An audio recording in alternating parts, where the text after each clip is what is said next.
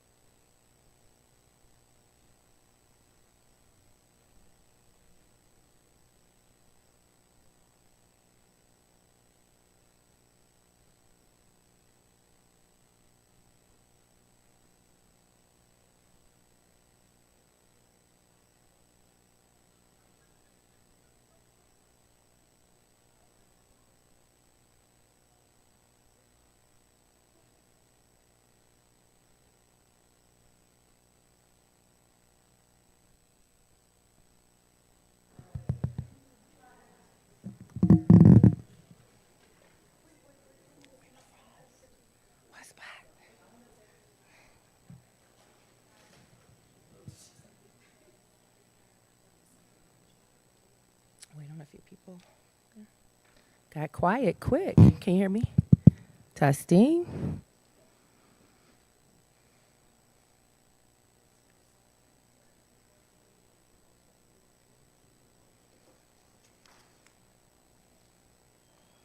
All right, we're going to go ahead and get started. I believe we have all of our panelists here.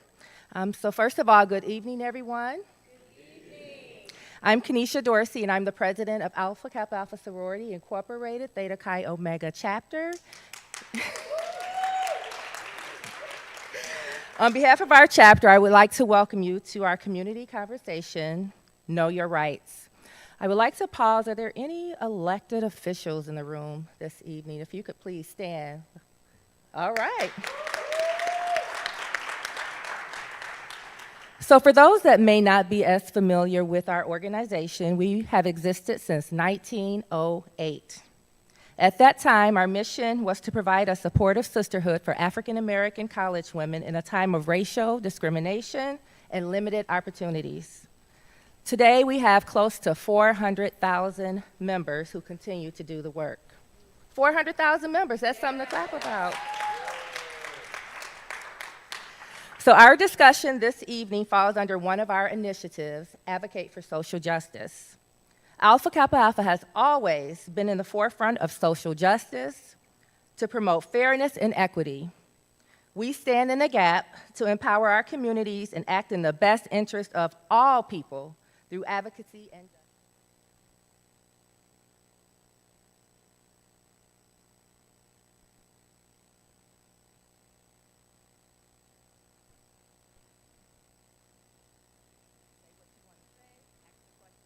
Difficult. At this time, I would like to introduce Ms. Sharita Washington, who is one of our Advocate for Social Justice's chairman, who will provide a brief overview for this evening. Thank you.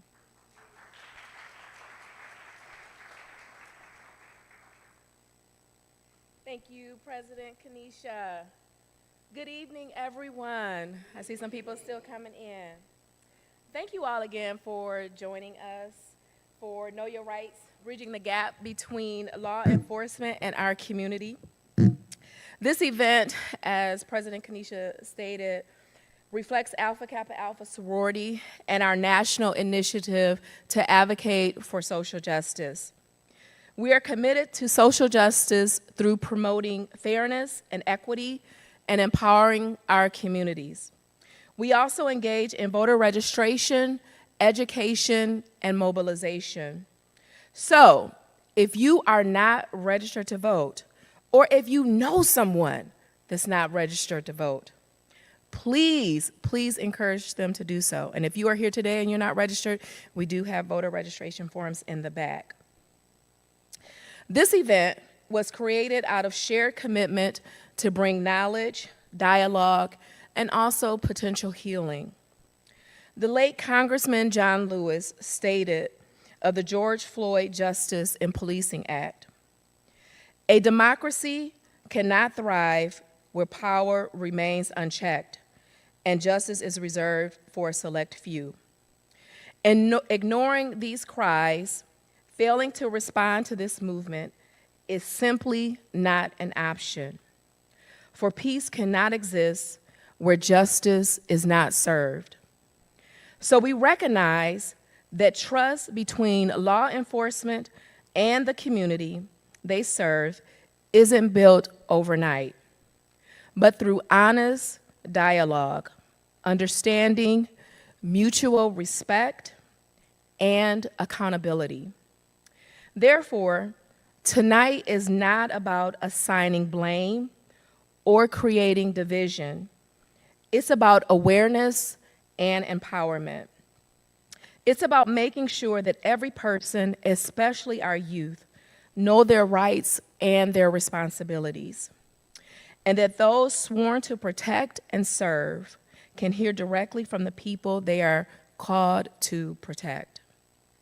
We hope this discussion helps us to get closer to a community where justice, safety, and I'm a social worker, and dignity and worth of every individual becomes a reality for everyone and not just the select few. So a few housekeeping rules. One, please no eating in the sanctuary. We want to respect this space. Restrooms are located right towards my left outside of the door. And I think if some of you kind of arrived late, so I think we still have some snacks downstairs. So afterwards, you are more than welcome to join and get some snacks. We also want to invite you to participate in submitting your questions. And so if you did not receive this sheet of paper, we can make sure that we pass this out. So we're just asking if you have any questions for any of the panelists, that you write those questions on the sheet of paper. And some of our committee members will collect them. So I'm going to ask those who are going to be collecting, Ardina. Where's Ardina? I think she's out there. All right, so Ardina, Maya, and Nikki. Okay, so they might all still be out there. So they'll be collecting the cards. Again, thank you to all of our panelists and our partners for participating in this meaningful conversation. And now I would like for you to hear from our co-chairperson, Tali Partee-Young, on community care.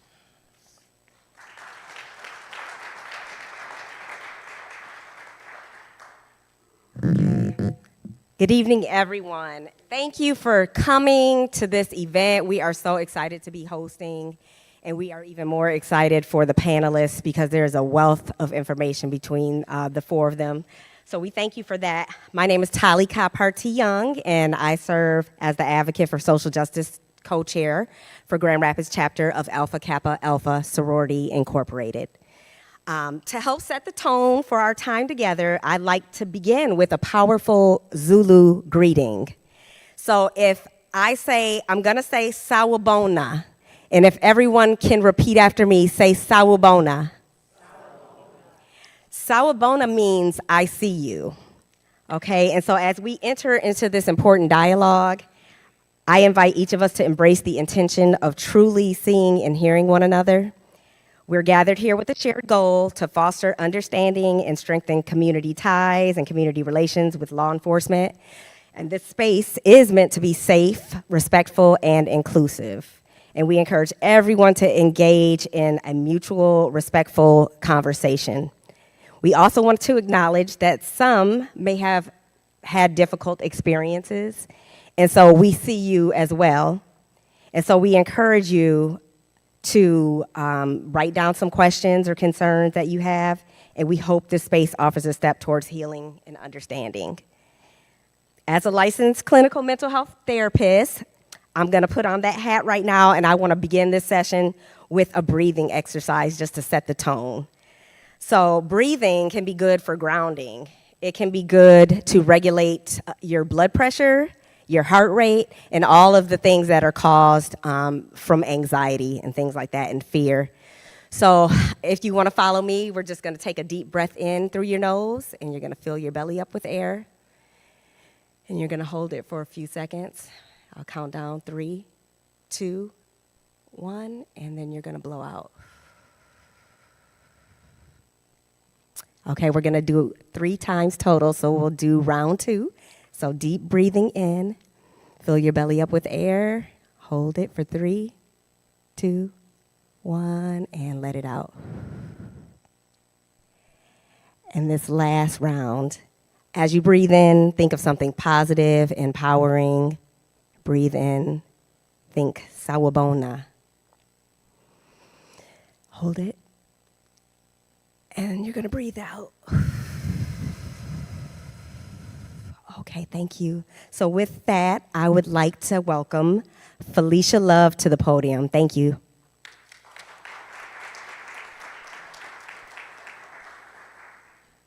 Good evening, everyone. I am very excited to have the opportunity to introduce our moderator. So my name is Felicia Love, and I'm a proud member of Alpha Kappa Alpha Sorority Incorporated, and I'm also very proud to work at the Michigan Department of Civil Rights. So I'm honored to introduce my colleague, Kevin Jackson, who serves as a specialist and is with the Michigan Department of Civil Rights, where he leads initiatives focused on equity, community engagement, and public safety reform.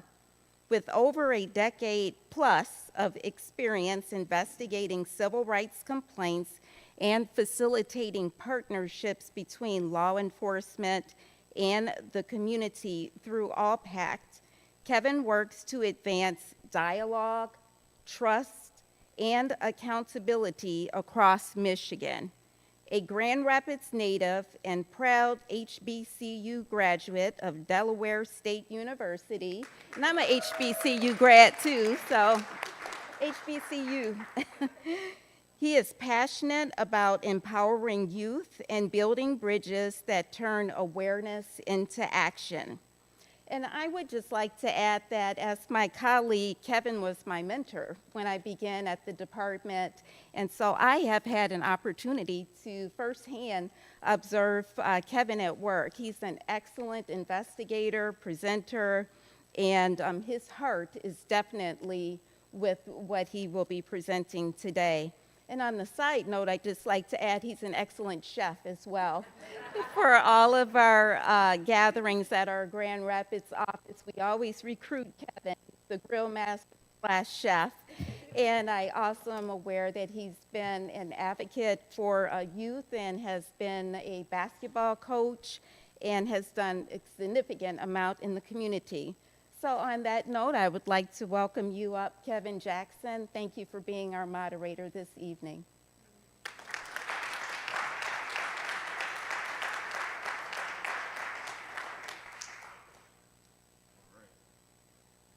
Good evening. Good evening. So I think I'm going to start by bringing up the panelists. Come up and have a seat, and I'll start with the introductions. Thank you all for coming out this evening. First thing I did was shorten the bios, so y'all wouldn't have to. Very accomplished group here. They have a lot to be proud of, but the last thing you want to do is hear me read 2,000 words to get started here. So I shortened it up. If that's okay with you all? Okay, all right. So I'm going to start with Gail Harvey. Here, Gail Harvey serves with the City of Grand Rapids Office of Oversight and Public Accountability, where she leads community-informed training and the Get Home Safely Youth Initiative. As first vice president of the NAACP Grand Rapids branch, she's a trusted community voice bringing public safety, bridging public safety, housing, and equity. She's known for her collaborative leadership and passion for civic engagement. Gail works to create spaces where public safety professionals and residents can learn from each other through dialogue and shared accountability. Her work reflects a lifelong commitment to empowering underserved voices and ensuring every young person returns home safely and with dignity. Gail Harvey. All right. Next, we have Police Chief Eric Winstrom. Actually, I'm going to go in order here. I'm going to go to Robert since he's next in the chair. So I'm going to start with Commissioner Robert S. Womack. Commissioner Robert S. Womack is a 4-term Kent County Commissioner, former epic recording artist, and longtime radio station owner and personality. As a co-chair of Michigan's Black Leadership Advisory Council, he's known for his bold advocacy on police accountability, racial equity, and bridging divides between law enforcement and the community. He's a lifelong Grand Rapids native and cultural change maker. Commissioner Womack continues to use his platform to elevate community voices and push for systemic reform. His decades of service spanning music, media, and public office reflect his belief that progress comes when truth, justice, and unity move together in one rhythm. All right. And Chief Eric Winstrom. First, I want to say thank you. I don't know, I've seen him many times without that uniform, so showing up in that suit was a big ask, and thank you for showing up. Appreciate that. So Chief Eric Winstrom has served as Chief of Police for the Grand Rapids Police Department since March 2022, with more than 2 decades in law enforcement and a background in legal affairs and reform with the Chicago Police Department. He is committed to the community engagement, transparency, and advancing 21st century policing practices in Grand Rapids. Since joining GRPD, Chief Winstrom has focused on strengthening trust through transparency, officer training, and open community dialogue. His leadership emphasizes accountability and innovation, drawing on his experience in legal reform to ensure policing in Grand Rapids reflects the community's values and expectations. All right. Okay. All right. So we made it through the bios. It's always the hardest part. So maybe you could each take a brief second to just maybe explain, why this initiative is important. We meet typically. I see a few other all-pack members in the audience. We meet monthly. Usually this group is here as part of our conversations. We have an ongoing dialogue around all things related to public safety and equity in the city of Grand Rapids and Kent County really at large. It's called the Kent County All-Pack. And so if you could maybe just speak to why you think it's important to be here tonight and how we continue this conversation from our All-Pack to today and moving forward, just why is it important? Maybe take a minute or so just to set level with the audience. Is that okay? And you can start wherever you want to here.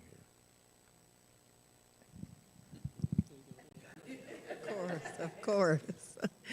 Well, first I'll say thank you so much for having me this evening. This panel is so important and so full of knowledge and information, and we always want to get that information out to you.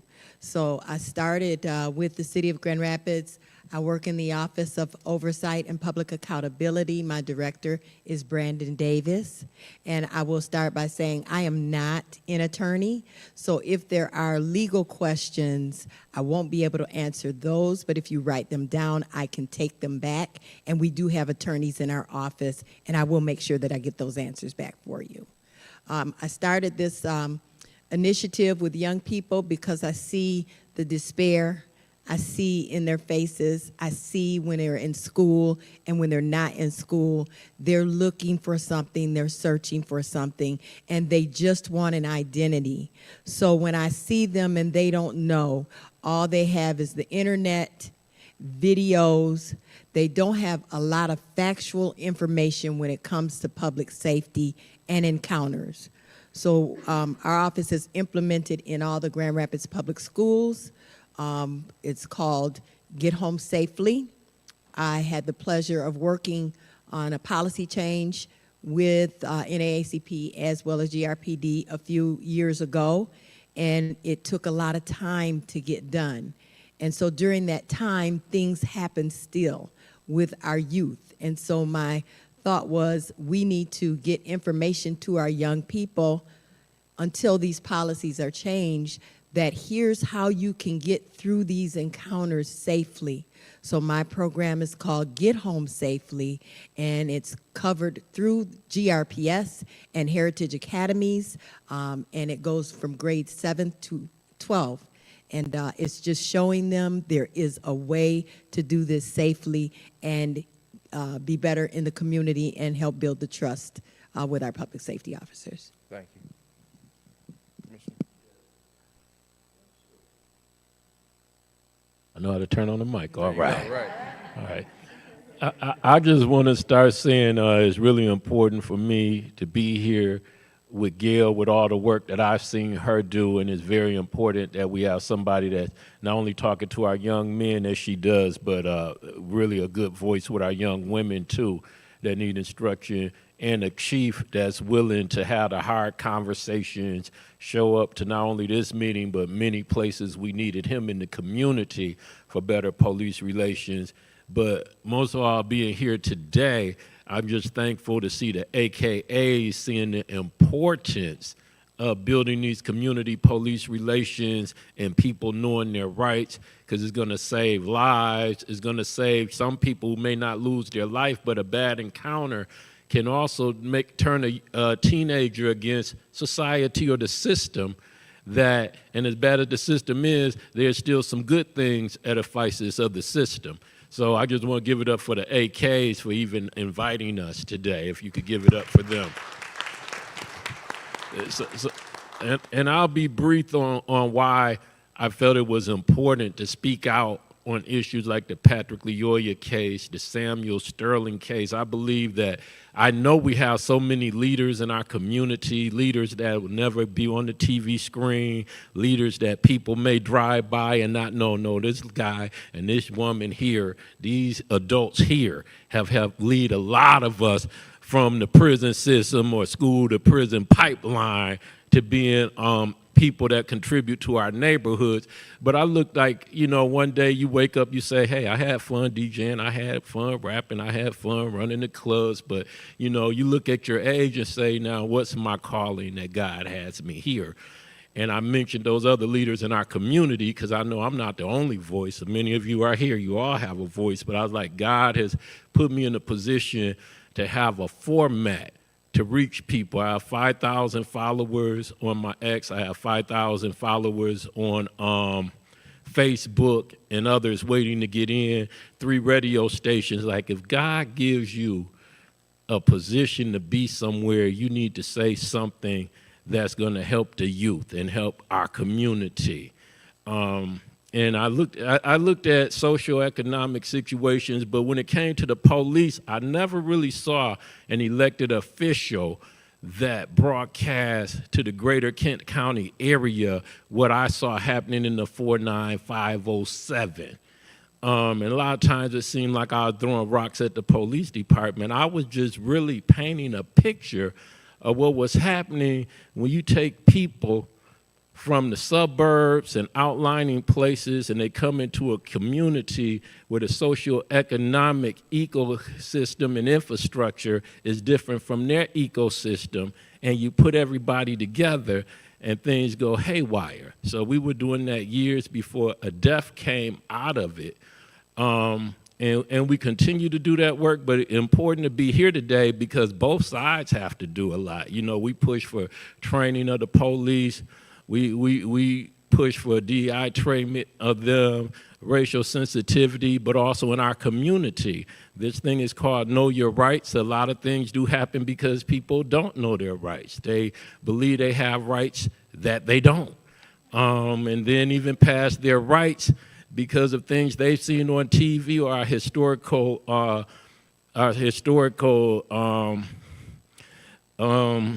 working or not working with the police or whatever, historical things that have happened, they're kind of turned off by police, and people have to know how to make a simple traffic stop a simple traffic stop. And if you do right and you're done wrong, then I'll be backing you 100%. But for every case that you might see me out front, there's about 80 that I have to tell them, no, this time you were in the wrong. So, so doing this with the AKAs, Know Your Rights, is very important, and I'm just thankful to be here today. Thank you. I got 2. Oh. I figured that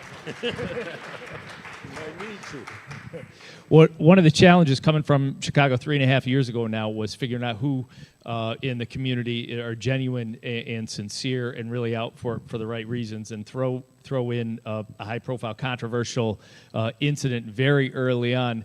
And not knowing anybody there. I'll say this, and Gail, you probably don't remember this, but I actually met with you on Zoom with NAACP leadership before I even moved from Chicago. I remember sitting at my kitchen table out there talking to you, and have nothing but respect for you. And then Commissioner Womack, while everybody else was trying to get clicks and on TV, Commissioner Womack came to my office a couple days after Patrick Leoya was killed with Peter.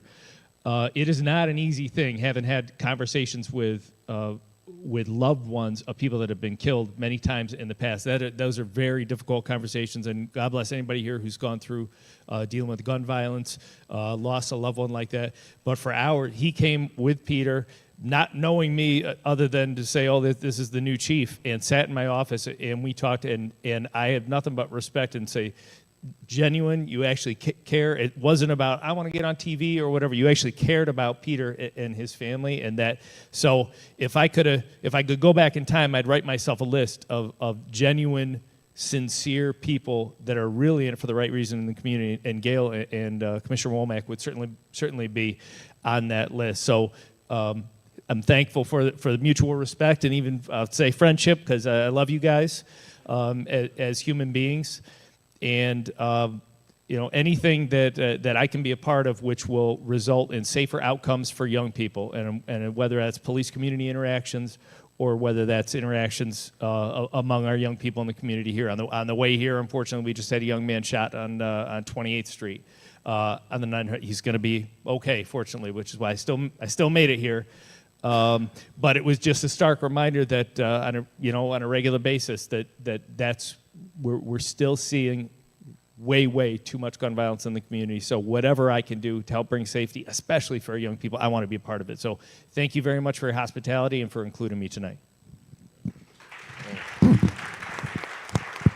So thank you all for that input, kind of helping set the framework for our conversation this evening.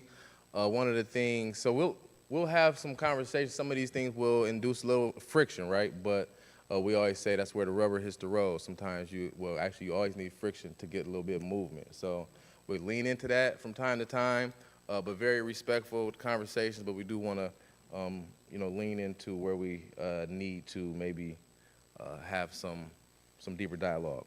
So gets me thinking rights, like know your rights. And we talked about not being an attorney.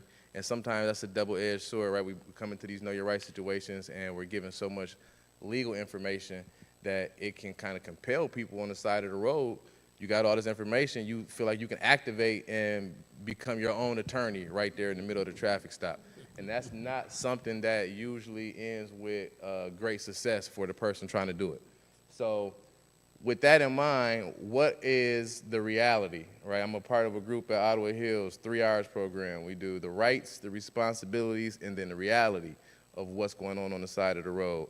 So how does someone, what does know your rights mean ultimately in that interaction? Or what are some of the basic things that you can do and you can't do? Defending your rights or asserting your rights, but still being respectful. I'm thinking about things like asking for a supervisor, or people oftentimes want to film the interaction. Maybe around that space, what are some do's and don'ts in that interaction? And anyone can take it. Well, you definitely have the right to film your interaction with the police. You have the right to remain silent. You have the right to ask, am I free to leave, which is an important question. You have the right to an attorney if you are arrested. And like I said, you do have the right to film. You have the right to ask a supervisor, but at the same time, once people begin to know that, right, I'll somebody be on the radio, yeah, and you can ask for a supervisor. Well, I've seen some films like, well, when you got 12 people asking for the supervisor at night, I really would tell people you always got the right to ask for a supervisor, but you will see some videos where you'll say what really rises to asking for a supervisor. I've seen things like small tickets and people know their rights, and that one, sometimes you could have been out of there in 5 minutes, and it might take the supervisor, depending on, just like the chief said, there was a shooting, just now. There's a lot of times where asking for a supervisor, you might end up being there 30 minutes or an hour, and then people get upset, why am I here this so long, and they get irate and give the police more opportunity to spend time, like some they were just gonna give you a ticket, but now they know there's something in the back seat they wanna look. So it's still a common sense balance, but so I'm just mentioning some of the rights, but then there's some other things that you might want to do that it is you have a lot of right and freedom of your body, but I would say I would keep my hands where the police could see them. I usually keep my hands on the steering wheel because, hey, I don't mind fighting for you if you pass, but I'd rather see you be here. Because, police going to jail or not, police getting sued, that doesn't bring no joy to these parents that have lost their child. None. From the day that they lose their child and that pain, you see that initial day. 4 or 5 years later, it's like the same day. So, like I said, we stay on the police about doing a better job, but just to be honest, we also got to do a better job in the community because my thing is just make it home safe to your wife, to to your girlfriend, to your mom, to your dad. Do whatever it takes to make it home safe. But those are some of the rights for your question. All right, Gail, anything you want to add there? Anything that they should know, some tips, do's and don'ts with that initial interaction with the law enforcement? Anything you want to add on there? And then, Chief, I got one for you. With that being said, just to piggyback on a couple of things he said, when I started the Get Home Safely initiative, it was to help our youth with those encounters because they don't know. They don't get factual information. They get a lot of information from the internet, and like these videos that Commissioner Womack is talking about, videos don't show everything, the gist of anything that's happening. So it's very important that they get the information factual.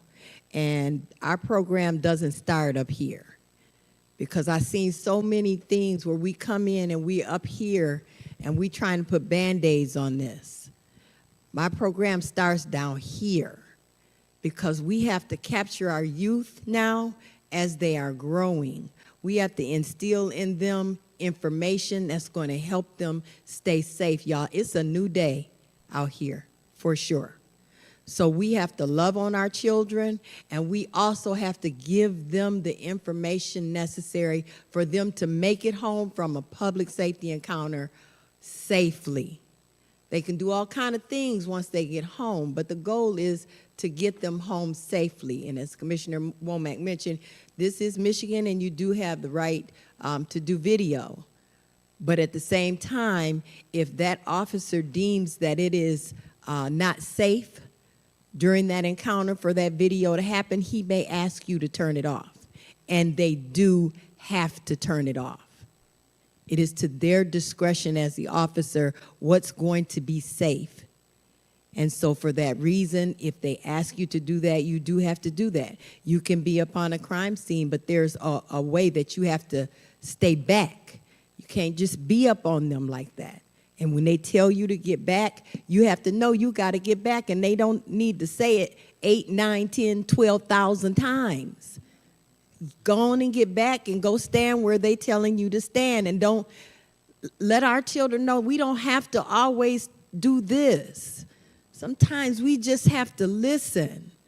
So I'm not worried about why so-and-so over there standing close, why that one over there. I'm worried about me and my safety and getting home safely. So to understand how public safety works and navigates, I had to go on their side. I have to do the ride along. I have to try and see what I see and how it works. And I did.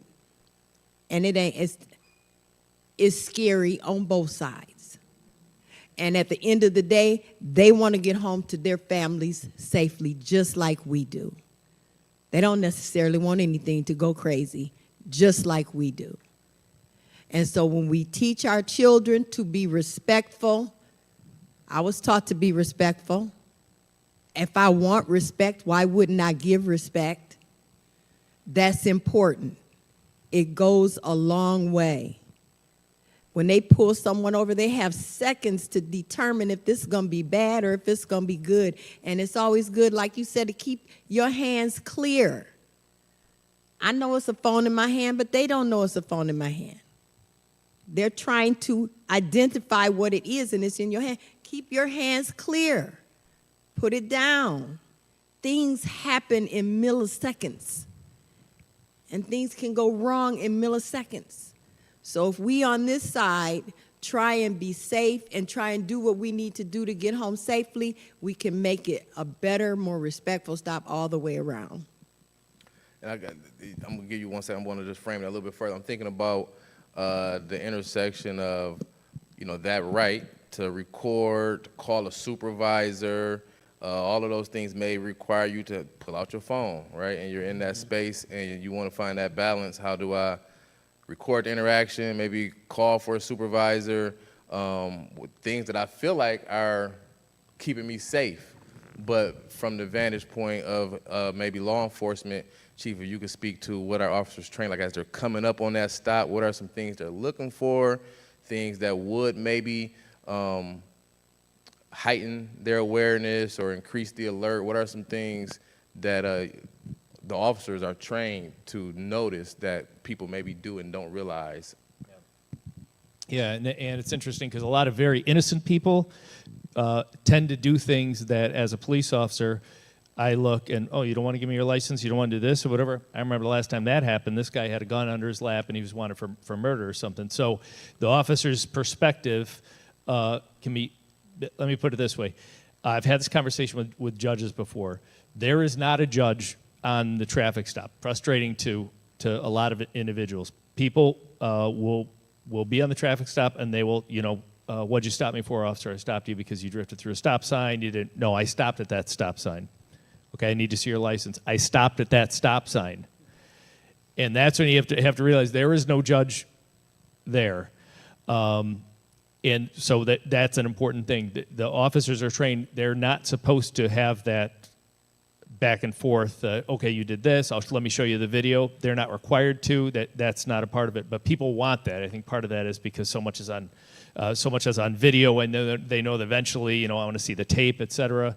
But for safety reasons, the officer is not supposed to stand out there and have an argument back and forth. And during this argument, if this individual still is not showing them their identification, that's a red flag for an officer. So number one, keep in mind, there's no judge on scene. As far as recording, as far as when an officer asks you to get out, as far as answering questions, something that I like to tell young people is what you can always ask an officer is, am I legally required to do that? Because you can be a backseat passenger, and officer, you say, you have ID on you? Officer, am I legally required to give you ID? Nope, you're not. Driver is. 100% the driver is. If there's something else, if I have a warrant for your arrest and I'm 99% sure it's you, now we might be talking a bit, but put it on the officer. If you, driver, step out of the car. No, I don't want to. I'm waiting for a supervisor. I called 911. I told him I want a supervisor. I'm not doing anything until a supervisor gets here. Well, guess what? The Supreme Court says that when that officer tells you to get out of the car, you are legally required to get out of the car. There is no, I get to wait for the supervisor. That's not a thing. So I often tell young people, ask the officer straight on, am I legally required to do what you're asking me? That puts the officer in position. They got to lay it all out there. And if they are lying to you, if they say something inappropriate, fortunately in the city of Grand Rapids and the profession as a whole, I know there have been smaller departments and agencies who have been a little slower to this, but all of our officers' encounters are now captured on both in-car camera and body-worn camera. We're very quick to review, very quick to look at civilian complaints. We hire humans, so the officers are not perfect, and occasionally they do make mistakes. If one of my officers made a mistake and said, no, I'm instructing you, you are legally required to get out there, we're holding that officer accountable. So a couple things to keep in mind, just that there's no judge out on the street, and just put it on the officer, knowing that it's on tape. Officer, am I legally required to do this act? And you should get information. Just like when someone's putting a camera in your face, yes, you have that First Amendment right. You have a right to video record me. However, I have to have a right to say, for the safety of everyone involved, please do so from the sidewalk. You can't stand right behind a police officer with a camera this close. There's no right to do so. So put it on the officer. Officer, am I legally required to move to the sidewalk? Yes. And if you don't agree, and you think, I think a judge would disagree, I think the chief would disagree, please make a complaint. It'll go to OPA over Gale. It'll go to Internal Affairs, and we are not shy to hold our officers accountable. That was a long answer. I talked too much. Sorry, guys. No, we appreciate a lot of good context in there. So, and sticking on that theme there, how do we teach young people to build trust and communicate effectively with the law enforcement? Like, what are some tips? Is it tone? Is it body language? They're in that interaction, and they are being asked questions, and they have to, be engaged in that dialogue to a sense. What are some tips around that piece, just in that conversation? How are we de-escalating that from our perspective in the community? What are some tips around that? One thing I would say is it starts with the knowledge of self. Before you can teach somebody to respect somebody else, they got to learn to respect themselves. And there are a lot of our young people that do, and those that do respect themselves and them parents are more easily to, respect authority. Because, when you look at it from a societal point of view, and you look into when CPS began to come into black communities and play a stronger hand, and parents begin not to know how to really discipline their child. And if you're living in poverty, it's not the same as the other ecosystem where you could just take the little three-wheeler away, from the 15-year-old, or you could tell the 17-year-old he can't drive the Ferrari and he start crying because you put him in the corner. So when you come into our ecosystem and you beginning to tell the parents, and you even telling teachers, that we see teachers and people who get fired for breaking up a fight. They just broke up the fight, pulled the student. They could pull a young man off a girl who's maybe he's 12 and he mentally hasn't developed in the mind, and you put your hand on that child. Your job's gone, your school might get shot, you might get fired. So next thing we're looking at, you're coming back into that ecosystem, and now you're saying, okay, well, you ran away, so that's why you got shot. These kids, like I say, for us to teach them to respect law enforcement, power still has to be given back to the community and parents and the teachers and our administrators to deal with these children with problems that we see already coming. And you understand that when the police stop you, my mom, she went to a mental institution at a young age. My father thought he could help her by reading psychological books, so I would scheme in there, try to help with them. When you talk about cognitive thinking, you got your thought, you got your memory, you also have emotion that plays a big part. So a lot of these kids in the videos I watch are doing stuff out of emotion and fear. So as you say, we got to continue to teach them to respect the police, but it can't come from us elected officials like the big hand. You kids respect the police. And then we come back in, don't respect your parents. Don't respect your preachers. Males, don't respect the women in your lives.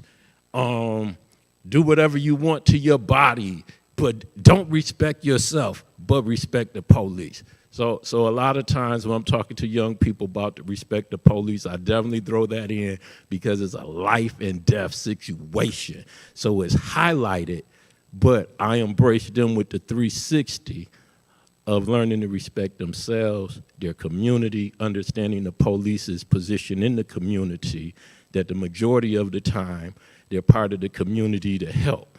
If all men were angels, we wouldn't need the police, but I guess we're not. So we do need law enforcement, but I hope that just shed some light on my perspective, that I do believe that your question is a great question. How do we teach them to respect the police? They must, because it can be life and death. It can be your freedom. But we have to build the basis of respect yourself, respect your community, respect your life, respect the police, and respect how in this ecosystem we all can work together. No, but I'm hearing that that emotional regulation piece, right? Trying to stay calm and to stop, and that's a huge challenge because there is sometimes, well, a lot of times, that fear when you see those blue and red lights going off behind you for a lot of people. So what are some misconceptions, I guess, maybe about law enforcement that lead to some of that fear? And could you speak to how the community could work to bridge that gap and work on that so there's not that heightened level of fear and there is a little bit more ability to emotionally regulate and articulate, speak respectfully? What do we need to do from community and law enforcement side to bridge that gap? What are the misconceptions?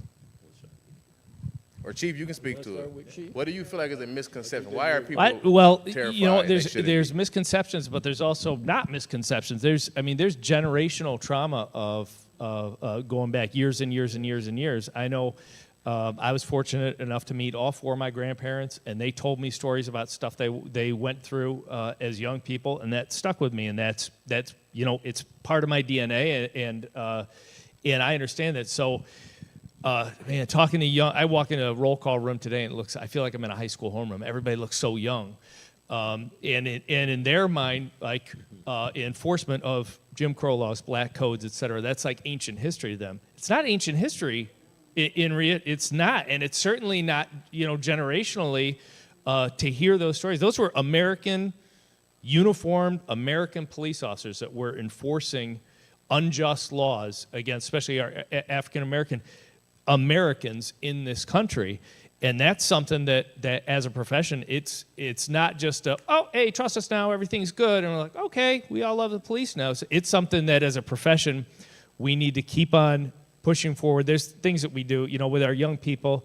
It's important for us to have positive interactions with them before. If the first time a young person is interacting with us, it's because we're putting, for some of you, I've mentioned this before, my brother went to prison when I was 11 years old. And so my first instinct as an 11-year-old of police is, police, those are the people that take away my brother from me and put him in prison.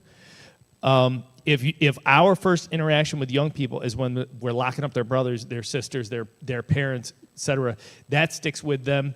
And fast forward a few years when they are driving and they see those blue and red lights in the back of their rearview mirror, that's going to be, whether it's on the forefront or the back of their mind, that's going to be in their mind. So I happen to be the chair this year, the Boys and Girls Club. I passed Paul on the way here. I spend a lot of time there. I do what we can to get the police officers, when we do have time, to have those positive community interactions with the young people in the community so that they see us more than the uniform, more than just police officers. They see us as the humans we are, but it's a lot. It's just tough being a kid these days. I got a 12-year-old and 13-year-old at home with everything that's changed with social media, and everybody's staring down at their phone, and just, even if anybody else is in the business of hiring young people, when you're hiring like a 20-year-old, and you're like, hello, do you have like that social interaction ability? Like, some are awesome at it. And man, are they smart. This generation is so smart. But you're like, ooh, I'm not sure that we're having this social emotional understanding. So it's difficult. There's so much work for us to do. And I'm focused on getting there as a police department, but we certainly can get whatever help we can from the community. We'll take it. Yeah, and I think the chief is so right, because when you talk about this generation, Mike Brown, George Floyd, Breonna Taylor, this is in their minds. Things we heard about. I just remember how the Rodney King affected my generation that went out and tore up things from a beating. They're seeing a man choked, and to watch the young people in their protests and the different things they came up for his memories, like with Mike Brown, the hands up, don't shoot. Some people don't like when they say that, but it impacted that generation enough that I would go to a protest and you see 300 kids throw their hands up at the same time. Don't shoot. Then you would see the George Floyd, where the young people would get on one knee as the officer was on his neck, and they would stay down there for 9 minutes. Somebody would have a clock, and they would say, we're going to get down on our knees for 9 minutes. And police chiefs sometimes came out, because you ask the myths. One of the myths is people forget that the majority of police officers, they're working for a city municipality. And any of you who work for the city know how constraining that can be. I don't follow all the rules, thank goodness. But when they're working for the city or the county, they're not able. So one of the myths was that I saw in the community, the police would drive through and people would want to throw rocks at them because of the George Floyd. We had the riots downtown because of the George Floyd that actually happened in another city and had nothing to do with GRPD. But so many people felt that they're all in it together. They all agree with that. I would say out of 10 police officers that I talked to, neither one of them believed that that was a righteous kill, but I would say there were 2 that could have been a little more, had a more empathy and like, don't try to clean it up at all. About at least 7, like, no way can he get away with that. He's going to jail. Then about 2 or 3 that's like, that was wrong, but he did, he did have a counterfeit 20, or he should have did this. But just police, that myth is they get all put into this circle, but they don't really have a voice. They can't get on the news and say that. And I wish they did have a way for us to delve a little more into their minds of what they're doing. But it's great to have the chief here. Me and Chief have watched videos of a guy who wanted to stay in the car until, you remember that one video? He wanted to stay in the car until a supervisor came through. So I have to say he's been the most open chief. I remember when he was hired, some elected officials, they sat me in a room, they said, well, Robert, your drama has ran away some police chiefs. You've been watching this, who do you think? And I said, Eric Winstrom. A lot of the black leadership were like, no, remember when he said this? I said, you know what? He's the only one in there that's telling the truth. Now, we agree with about 80, 90% of what he said, and about 10% we don't.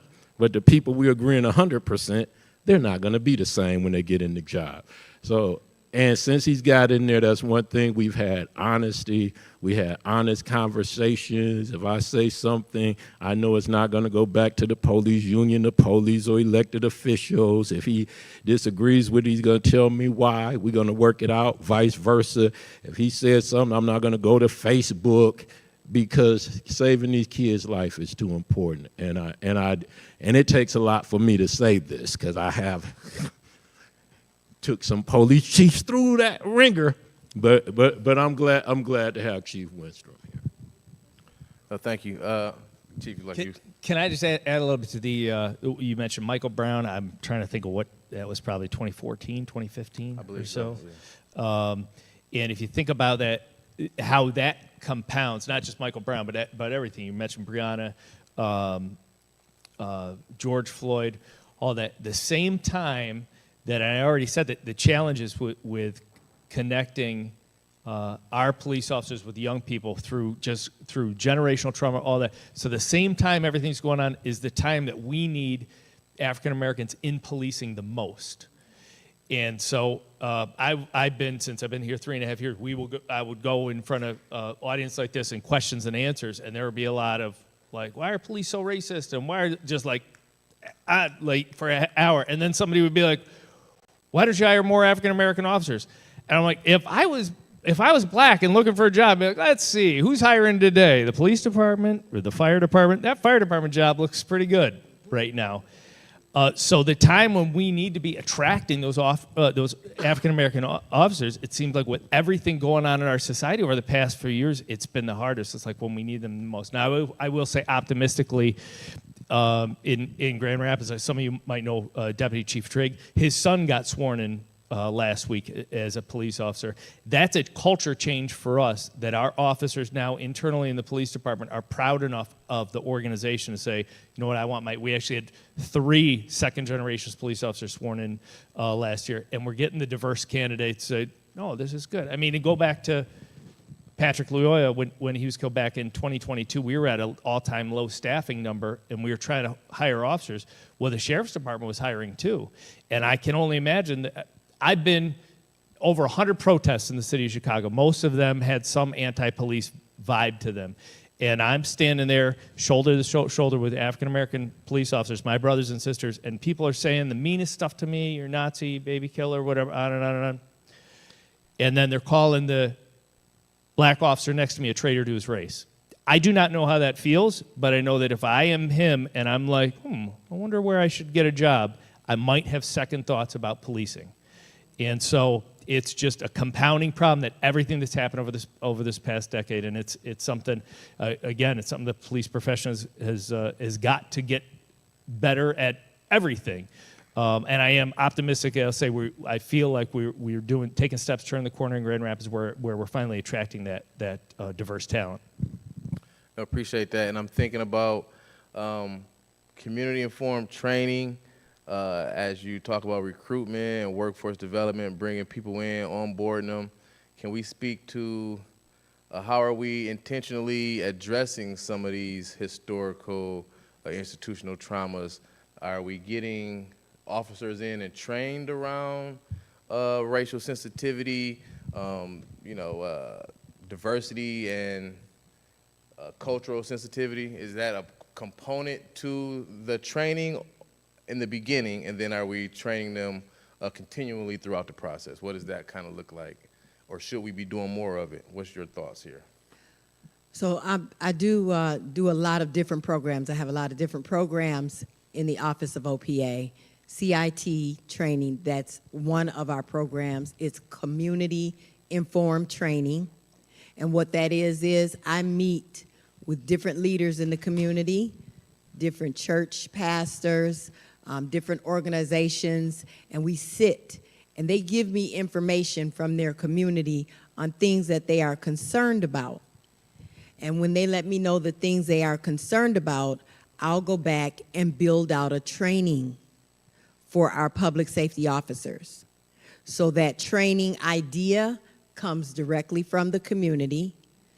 Then after I build it out, then I schedule with GRPD or GRFD, whoever it is that I'm doing the training for, and then we'll go and we'll train.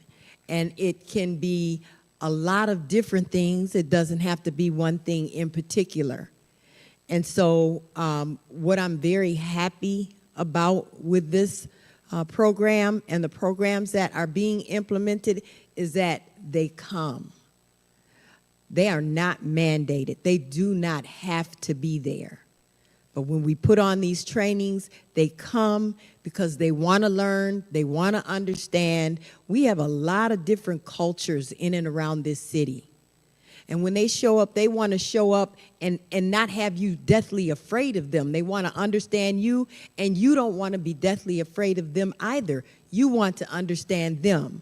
So that's kind of bridging some trust in our community with our public safety officers when we get them all in a room for this training, and the room fills up and they go through it. They also have their own rigorous training that they do for what they do. This is something aside. This is something extra on top of that, and they still come. So I appreciate that, and we appreciate that, that they come to this because we want them to learn, and they are asking to learn. And so they're getting the information when we do that. It's really, really important. And I now am able to do cadets as well. So when they're ready, and they're ready to graduate and they're on their way, they'll also come through to the training to understand our culture and understand how to show up for us. When I look at some of the things that need to be done, I look at the history of two things that have created major problems in our community. Of course, the no snitch rule in our community that makes people think you can shoot guns at people in front of 50 people and nobody will say nothing. And then as much as we fight that, then the same youth have to look at us deal with the code of blue downtown. So there's a code of blue within the police department, and the chief is doing a wonderful job. But all across America, that code of blue, it stretches even into Grand Rapids. So I look at the Citizens Review Board, and I believe they need subpoena rights because I like to see organizations. I love what Gail's group is doing, and I love what the chief is trying to do with the police.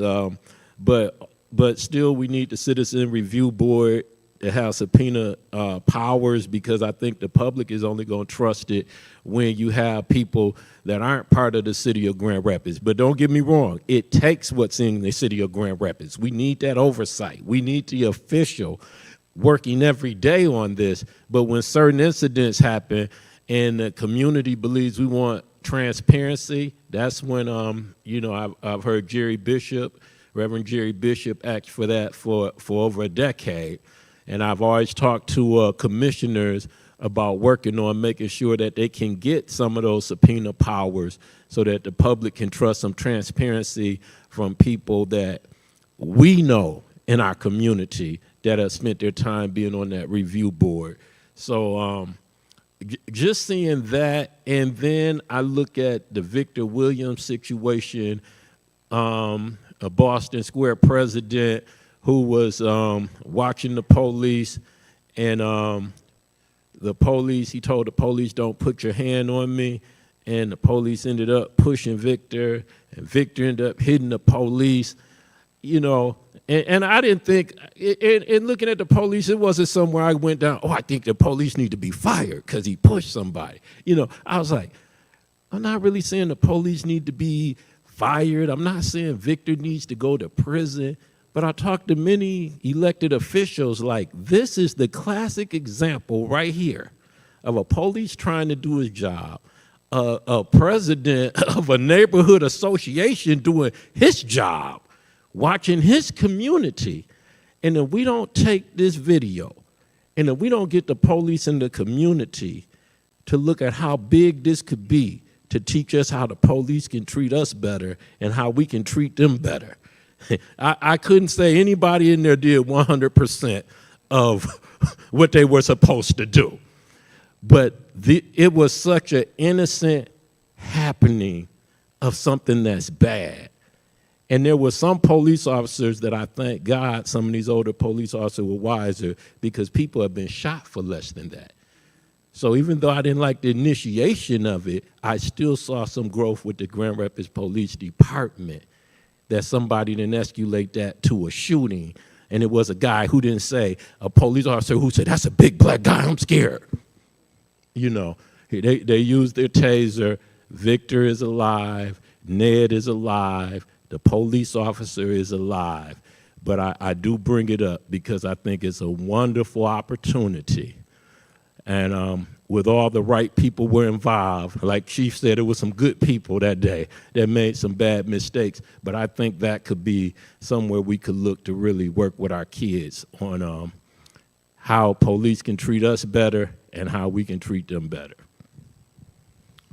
Oh, thank you. Go ahead, Chief. You Okay, got some thoughts. I just say I am very thankful OPA CIT program. One of the biggest challenges that we have are just getting those invitations. Like, we know that the community has information that it wants our officers to learn, but just getting that invite to come learn that. And I will say, I feel very blessed after April of 2022 that our Congolese community, our refugee community as a whole, has invited us in. So I've had myself, many officers in to meet with whole Congolese congregations and learn about some of just the amazing stories of their journey here and their culture here.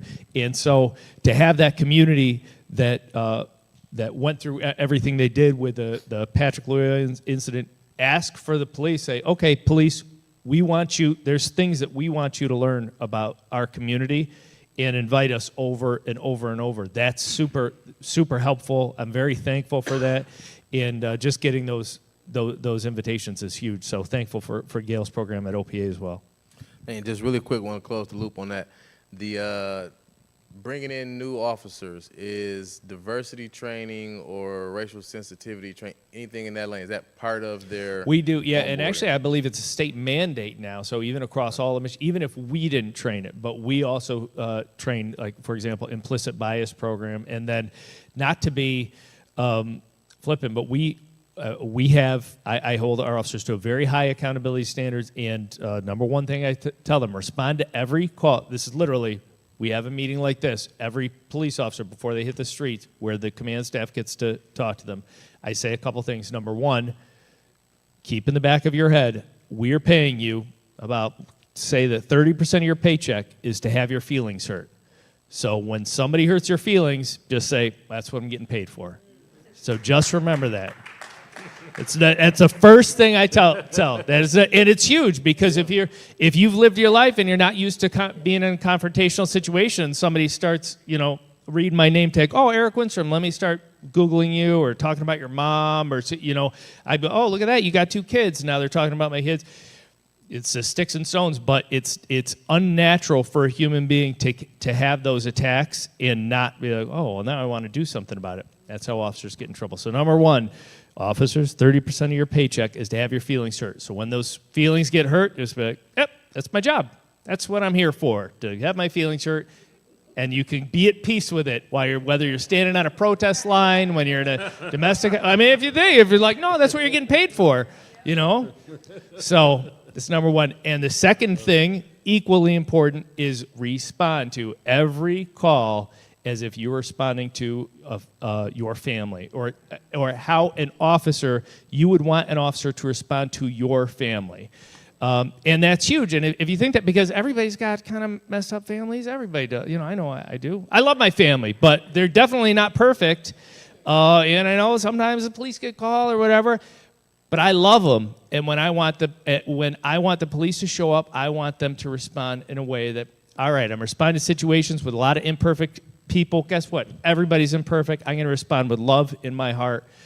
But the reason I bring that up is, regardless of the culture that you're used to, when you come here, especially, we go on reps, we get 300 plus calls every day. The officers might be from, we just hired a guy, a lateral transfer. He's a police officer in El Paso. El Paso's going to be very different. He's got a surprising winter coming for him soon, I think. So he's got a lot to learn, but I think he's going to work out. But he's got to learn, and we're going to hold you to high standards, because if you don't treat those people with respect, when you're responding to those calls, people that any part of the city, I live in the city, anywhere, I want you to respond to and act like you responded to Eric Winstrom's mom, Eric Winstrom's brother, sister, your mom, your brother, everybody. And if you don't, we're going to hold you accountable. No, great answer. And then you'll learn one way or the other. No, don't turn that mic off quite yet. Coming right back to you. So, all right, policies, procedures, you bring these folks in.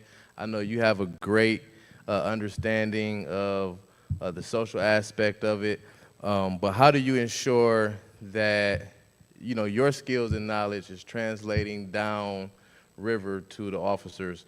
What mechanisms are in place to ensure that the policies you do have that are designed to reduce rights violations are being met? Like, how do we measure that? I'm thinking some compliance stuff, internal affairs, other situations. How do you look into that and make sure that they're following through on your direction? Yeah, well, number one is, and this is, I won't take up too much time. I'll try and do this in 90 seconds. So number one is, best way to make sure that people that officers aren't terrible is don't hire terrible people.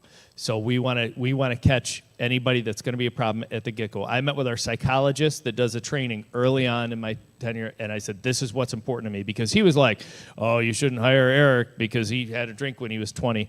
I actually am not a big drinker, and I didn't have an alcoholic drink till I was 21 and a half. I'm very much of a nerd. I believe you. Okay. All right. So, but literally, he would be like, well, this person smoked weed 2 years ago. And I was like, I drove here, from Chicago. When I moved, I passed like 30 signs for cannabis places. I'm like, weeds. He's like, no, I wouldn't hire him. We're going to fail him. So he was failing all these for psychological reasons. For the credit history on this one, man, they're never going to pay this loan off. And I'm like, well, what? So we made some changes. And one of the changes was, I said, here's what you're screening for. You are screening for heavy-handedness. You're screening for a potential for excessive force. You're screening for domestic violence issues. You're all that.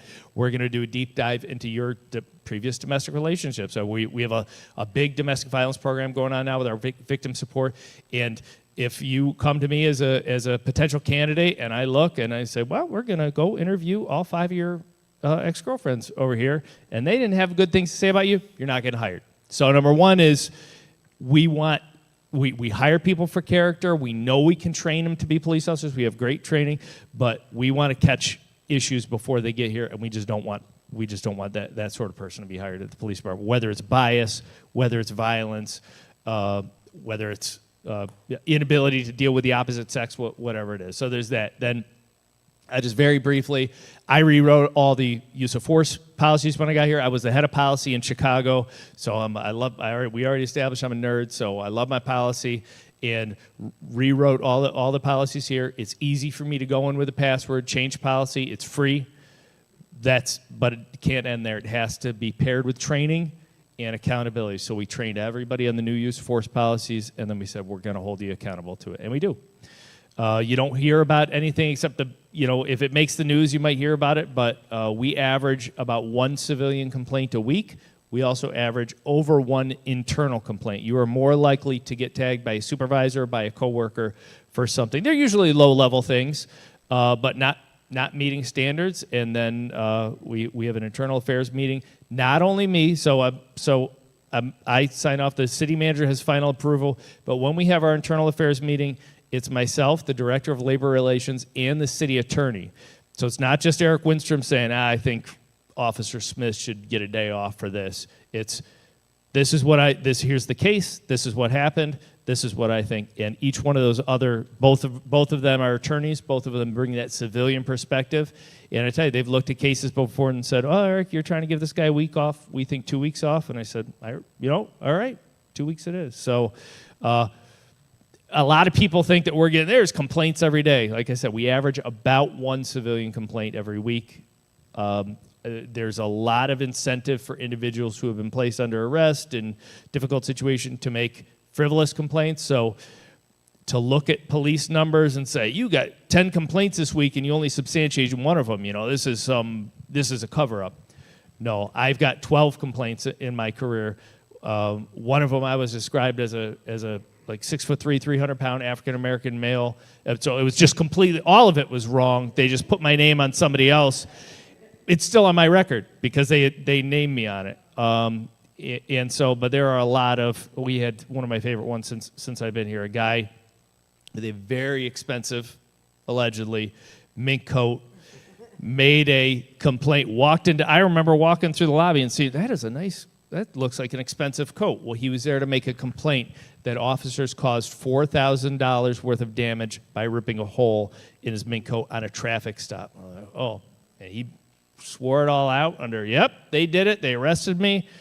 Fortunately, we pull up the body-worn camera, and you can see as he rolled down the window for the officers, like, may I see your driver's license, sir? He's like, yep. And he reaches, and you see the rip right there. I'm like, that was the first cop you ever met. You're trying to scam us. So a lot of frivolous complaints, but the ones that come in, I've terminated the employment of 2 officers since I've been here, suspended officers for as long as a month, we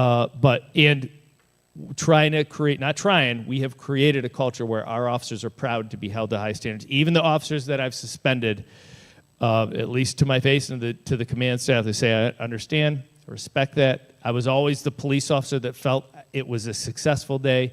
If I made an arrest at the end of the day, as I'm literally putting the person in the lockup behind the jail, if they shook my hand and we had that level of mutual respect, and it's the same thing, hey, I'm going to hold you accountable. And when they're like this, I'm like, are you mad at me or are you mad at you? Like, you're mad at you, aren't you? Yeah, you're right. Right. No, I appreciate that.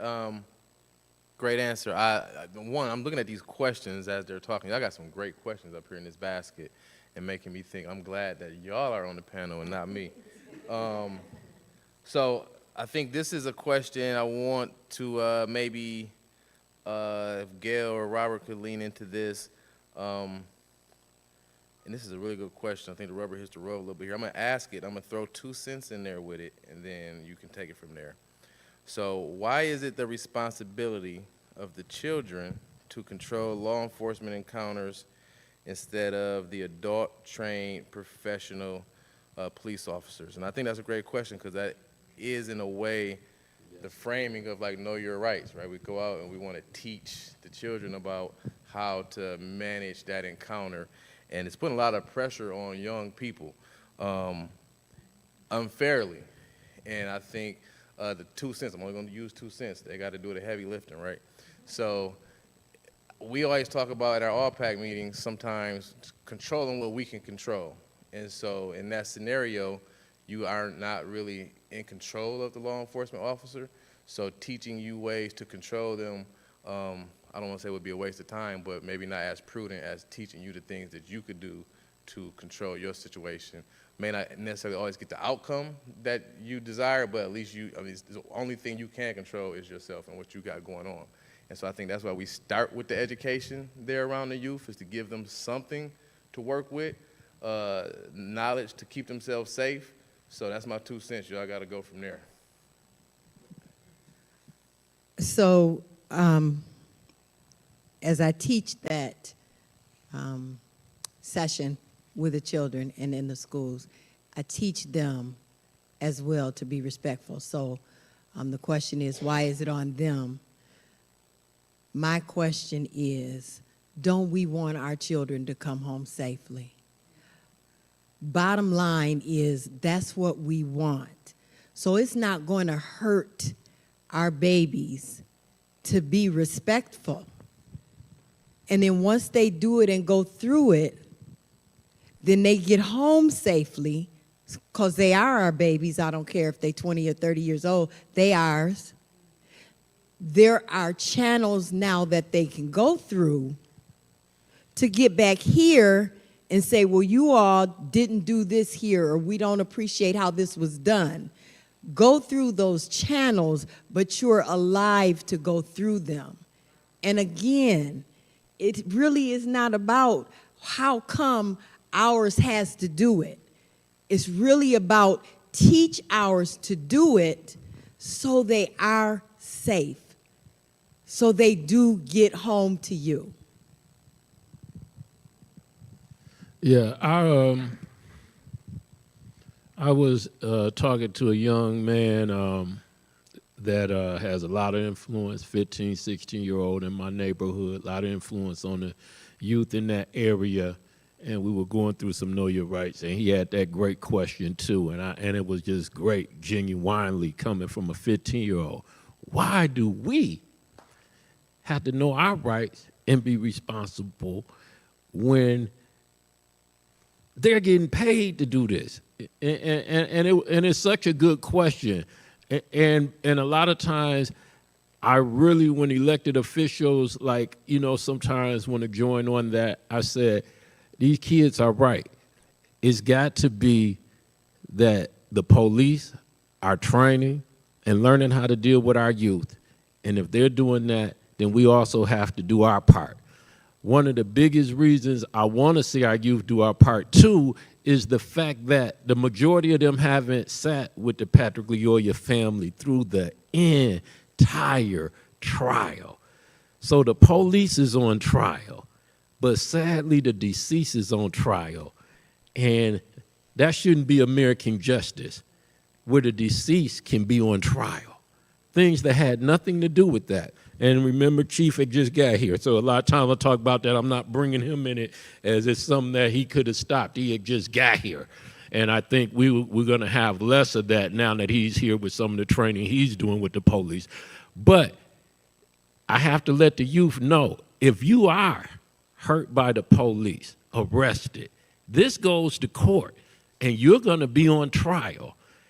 And sometimes a jury, you have people on jury just looking for an excuse to say that this ain't a life, this just another number, this just a loudmouth criminal, this just somebody that would have went on and killed somebody if the police didn't, excuse my language, but put him down. And this has no reflection on the police. This is society we're talking about now. Society has to value life more, whether it's us taking each other's lives, whether it's the police taking the lives. But I don't want to go there and have a 14-year-old lose their life. And then when I go watch the video with the chief or other elected officials, I already know what a judge is going to say.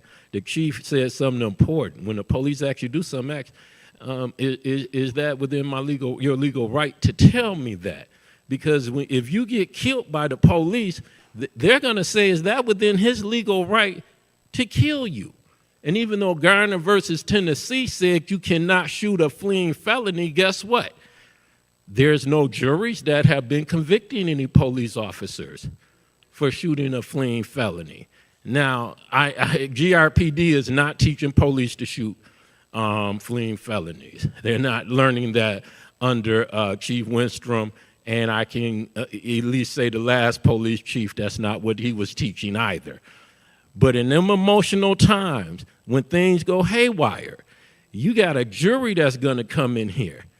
And if you got 3 or 4 things that you've done that you shouldn't have done. The police was sitting there and you reaching and pulled a black phone and put it in his face. And in a split second, he had to find out, was that a gun or a phone? We might not be able to help your parents get justice. If he does something to you and you have to defend yourself, because I don't believe that I can come over here and reach over any one of you and hit you, but also touch your wife while I'm hitting you and not having reaction out of you.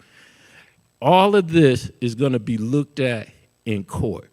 So we want you to know your rights. We want you to be the best person you can within interaction of the police, because I don't want anyone to get away with killing our youth.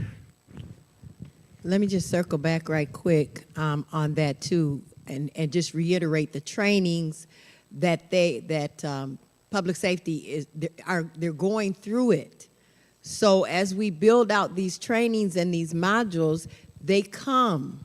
So when you ask, why don't they have to do this, or why don't they have to be how you think they should be during an encounter, a lot of them are being trained too when we have our sessions to acknowledge and understand it. And we have lots of different types of sessions that are explicit bias, that are mental awareness, a lot of different types of sessions that we have with them, and they come and they want to learn. So at the same time, we're building out education information for them, and we're also giving education and information to our youth. Thank you. All right, so staying in line there, dealing with our youth, is there a specific training that law enforcement receives around interacting with youth? I'm thinking back to, I think Honesty Hodges was a few years ago, Chief. That might have predated you, I believe, also. There was a policy that was put into place around that incident, and any of you could kind of speak to this, but Chief, you could as well. How are they trained to interact with children? Is there a difference when they're engaging an adult suspect versus engaging with someone who's a minor? What's that expectation? Yeah, and like? sometimes yes, the short answer is yes, and of course it's common sense is something that's difficult to put in policy, and so but they did it in Honesty Hodges policy. It's in there, and yes, so officers are trained and are required by policy to take into account things like age, the size of an individual, and their actions. There are 16-year-olds which are bigger than you and I, and there are obviously elderly individuals who are not threatening at all. So it's got to be a totality of the circumstances. It's tough to put in bright lines of, at the age of this, you will not do this, because a lot of our actions are driven by the actions of the individual that we're interacting with. So it's a case-by-case basis, but all of those factors, size, age, circumstances, are they in a school, are they in a field trip, or things like that, are things that officers need to take into account. But when it comes down to it, if there's a threatening situation where a 15-year-old has a knife, the officers are still under an obligation to act on that situation and bring peace back, bring safety to everyone. So it's not a bright line rule. We can't just say, don't arrest, X. And then, of course, the criminal justice process itself does have those bright line rules in where they say, an individual that's 17 is going to be treated very differently from an individual that's 18, because it's far less of a punitive and more of a how do we make sure that this individual is supported and on a different path, so that when they do become an adult, we're not talking about them living a high-risk lifestyle or going to prison or worse. Continuum of the use of force continuum, does that change based on age, or is that something that's just based on the totality of the situation? So use of force continuum was kind, in my opinion, from my policy point of view, it was kind of a cop-out that the profession did for decades or for years and years, and that is this whole idea of, like, you bring a knife to a call and the police officer can bring a gun. It was always a step, we can go a step further. When you think of it in a way of with a youth policy, or, I mean, we get called occasionally to nursing homes. If I respond to a 95-year-old woman holding a steak knife confined to a wheelchair, I am going, as a police officer, there is very little chance that there's going to be force used during that encounter.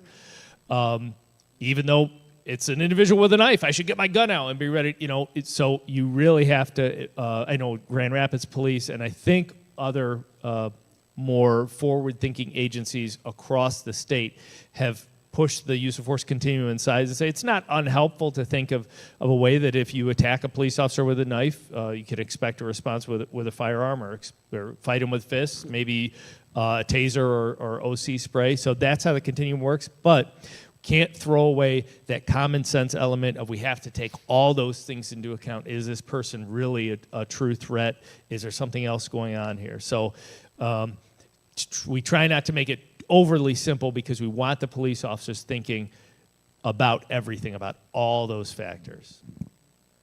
No, thank you. I have maybe a little simpler one here. Switch up the pace for us. Can my child call me on FaceTime or speakerphone if pulled over? And is there a recommendation around that? So for me, if it's a moving violation, if it's a simple traffic offense, I would never say no. A lot of times people will be like, I'm recording you, officer. Say, yep, that's fine. I'm recording you as well. However, when it comes down to it, if the police officer senses a situation of danger, if the person's over here doing everything, if a police officer on a traffic stop says, I need to see your hands, it is very advisable to show their hands, because if you're fiddling around with a phone, if they don't have direct sight to it, if they think that perhaps you're reaching for a weapon, the next step will be step out of the car. And they do have a legal right to say step out of the car, and you are obligated by the law to step out of the car if you're asked out of the car. So a lot of times, like I said, officer, is it okay if I call my mom? I'm nervous, something like that. I've never said no if it's a true traffic stop, if it's a traffic violation. If it is a traffic stop because this car matches the getaway car in a bank robbery, now we're having a different conversation. That officer says, no, put the phone down. Am I legally required to put the phone down, officer? Yes. I am ordering you to put the phone down. It's a lawful order, and you have to put the phone down. Otherwise, you'll probably end up out of the car and potentially in handcuffs. So short answer, yes. Longer answer, maybe, possibly not be a good idea. Say, ask the officer, Right. am I legally required? Is it okay? And then if it says, you must do this, am I legally required to do this? The officer will tell you. And if they're lying to you, we'll certainly hold them accountable, but I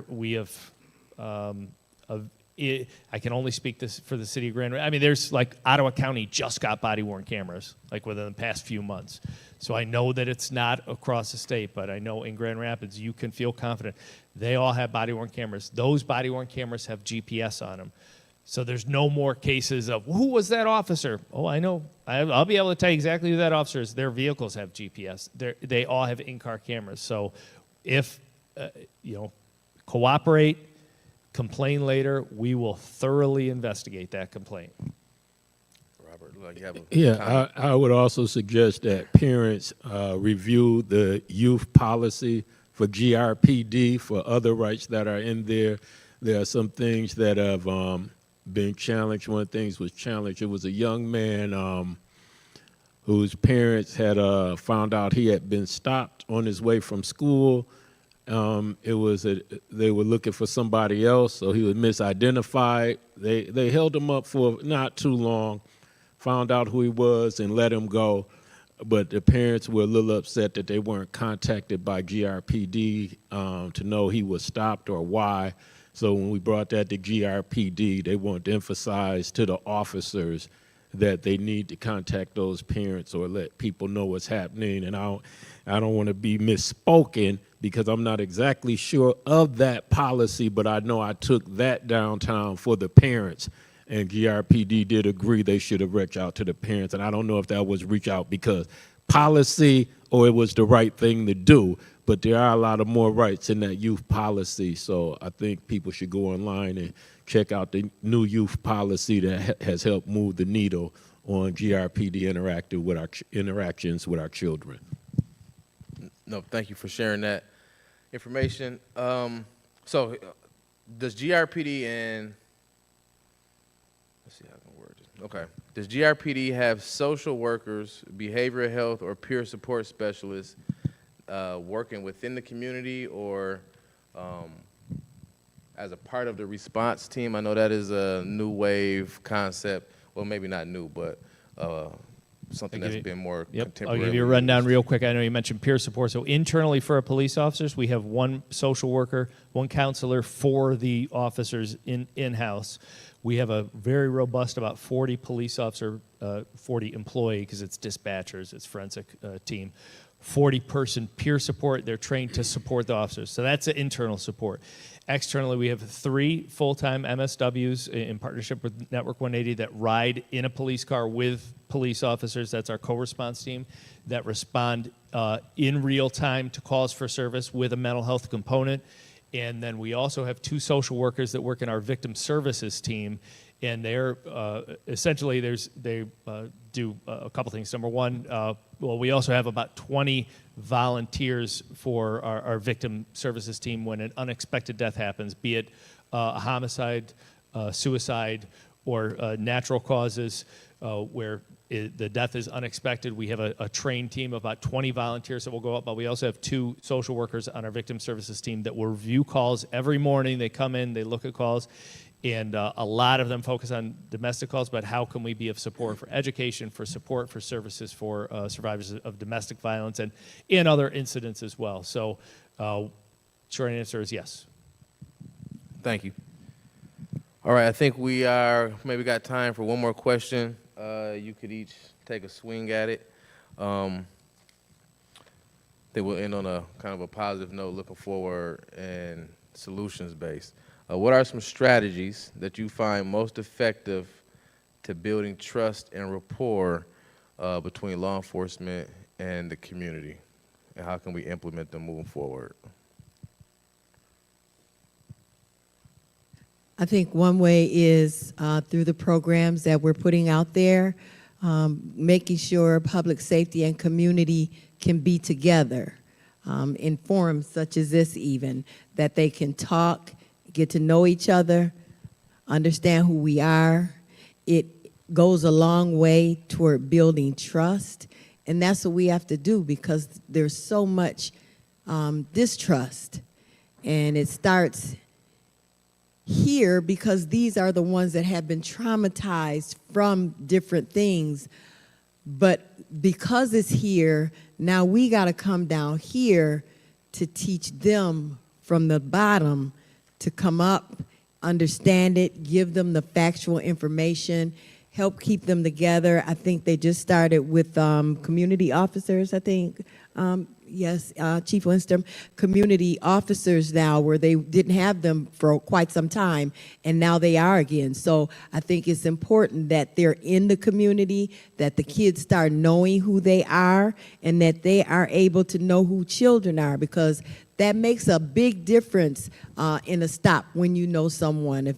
If something's going on in the store and you've been over here and you know these people that are involved, now they having a problem, they can always look at them and say, DeAndre, what's going on? Come on over here, talk to me. There's a relationship that is being built, and that's what absolutely has to happen to continue to move forward. Part of our solution is going to be building the trust and allowing the trust to be built.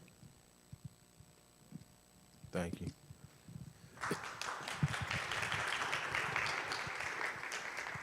you. Trust is a very important word. Trying to rebuild that trust before the Patrick Lyoya, I had worked with Voices of the Bags. We were on different sides of some police incidents, but we worked together to use the radio station, resources, and sponsors to take children and the police to some of the white cap games and different athletic things. You know, I was just telling them about when I was little, Officer Friendly used to come to our school, so that's the first officer I saw. So no matter how things went, I saw good and bad things in my neighborhood, but there still was a little piece of not all officers are bad, but if I hadn't met good officers before that, then in my perspective, it would have been all officers are bad, because it would have been like, hey, the first 3 I met rubbed me the wrong way. So I think we need to start with the youth very young. I do also believe that we really need some sessions where we get to just listen to the youth to find out where they are, what they feel, and how they see the police and how they see policing, and what do they think needs to be done. Because that was an important question also when it asks, why does it have to be just on the youth? One of the answers is it's not just on the youth, but it's a great question, because it feels like that sometimes. But I think if we can get more conversations with the youth, find out, because I wouldn't know how it feels as an adult. I'm watching George Floyd, and I'm traumatized. So I couldn't imagine being 8, 9, 14, 15, 16, 17, watching the national fights amongst politicians, watching the government shutdown, stuff I didn't have to worry about in high school and junior high. So I think we need more youth forums and to listen to them. And since this is our close, I just want to say I'm very happy to be up here with Gail. Not only does she work for the city, but her program of teaching the youth is outside of the city. So she's doing work that she's not getting paid for out there. Chief may work for the city, but he's not getting paid to be here today. Big shout out to this man who doesn't take credit. He has a thing called All-Pack. He has a program called All-Pack where he's been bringing me and the chief together for more than, I think, 24 months, where every month, police, community, Gale, NAACP, people from Cure Violence, and it's like 20, 30 of us. Sheriff Department, Wyoming Police Chiefs, Michigan State Police, and we all come into the neighborhood. Our last meetings have been on Madison Street, and we talk about bettering those relations. So just glad to give it up to you one more time for what you do to bring us together. Kevin Jackson. Thank you, thank you. So for us, getting invited to places like this is huge. Events like this, programs like this, to make the connection, to get the human side of policing, and with the youth, it's even that more important. Gail mentioned the community officer program that we've brought back. We've just designated our first 5 community officers, and we used to have 3 full-time officers in the Boys and Girls Club in the city. We had to pull them back just because we were at all-time low staffings, and we're taking 15 minutes to get to 911 calls. So we've bounced back to the point where we've been able to put community officers in.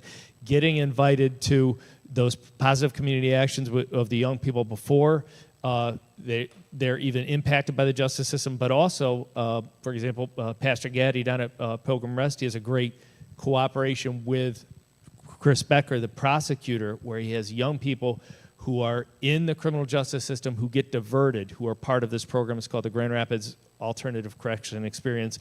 And 2 weekends ago, this group of young men who's been already impacted by the justice system, half of them literally had tethers on their heads. So they're in the middle of it, and they're at Pauli playing a full basketball game against my police officers. Some of the same police officers that are putting handcuffs on them. They're seeing each other as human, having those interactions, getting that mentorship to make sure that they're leading a lifestyle less high risk moving forward and headed in the right direction. So that, and then from a police manager point of view, we talked about the generational trauma and the generational issues with police officers. There is no magic wand to say, it's cool, you can trust the Grand Rapids Police now. I get that. So it's every day we got to focus.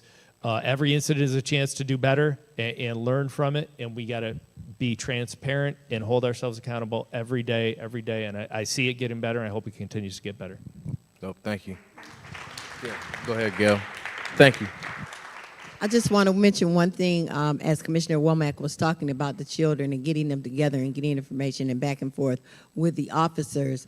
There is a program that I've just implemented. It's a pilot. I have an amazing forward-thinking director, Brandon Davis, who sends me to look at these different programs and see what we think about them and bringing them here. So this one in particular, it is called now Grand Rapids PAL, and I'm into the school. I just started at Harrison Park. It's an 8-week program. The children come once a week. We feed them, we talk to them, and I have a room full of officers that help and interact with these children. I'll do a pre-survey with them to find out what their thoughts are about public safety and surroundings and things like that. And they talk and interact with the police department, public safety. They don't know who they are. They don't know what they do. They're just there, and they talk to them as adults. And then 4 weeks in, we'll do what's called a reveal. At that 4 weeks, after talking to them back and forth and getting to know them, they're going to guess now who they think is a police officer. And then once they do that, now the next 4 weeks, my police officers are going to come in full uniform. And they'll sit and they'll talk now some more. And I'll do a post-survey of their thoughts. And you'd just be surprised at where these children, is 6th through 8th grade, where these children get these ideas, and really it's shock value on the internet. We all know that because we're adults.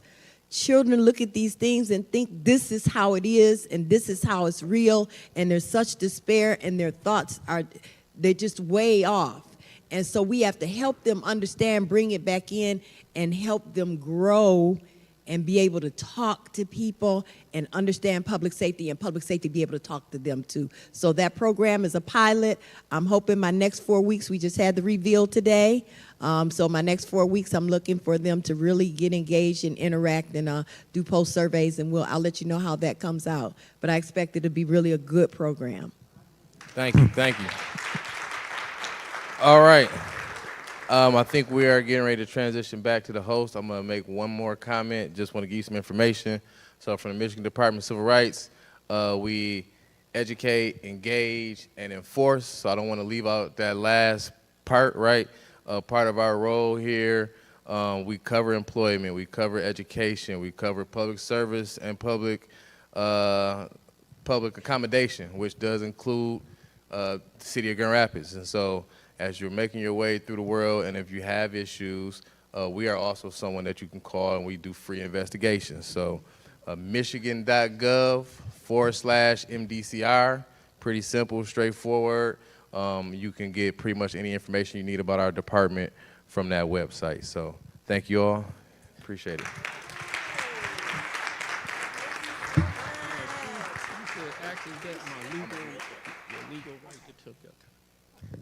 Thank you so much, Kevin, for facilitating this discussion. Let's give him a round of applause, as well as our wonderful speakers who they have a wealth of information, and we just got lucky, guys. I mean, they have a lot of the information. I almost want to do another one.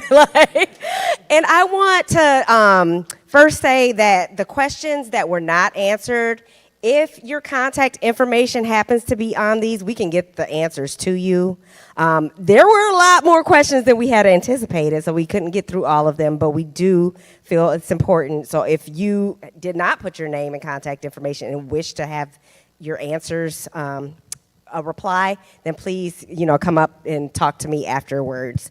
But I would like to just thank you guys once again for taking the time out of your day.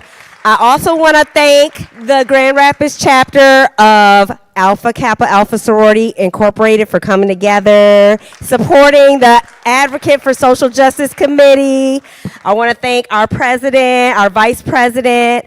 I want to thank Brown Hutcherson Ministries for opening up their church, and they opened it up with open arms. We thank Sora Jessie, our Lady J, in other words. And I do want to say, on a side note, she live streamed this event. So if you go to Brown Hutcherson Ministries Facebook page, it will be available. So please share. Who did I miss? Did I miss anybody? Okay, so we just wish you guys all a good night, and there may still be food in the basement. So if you're hungry, grab something to go. So thanks again.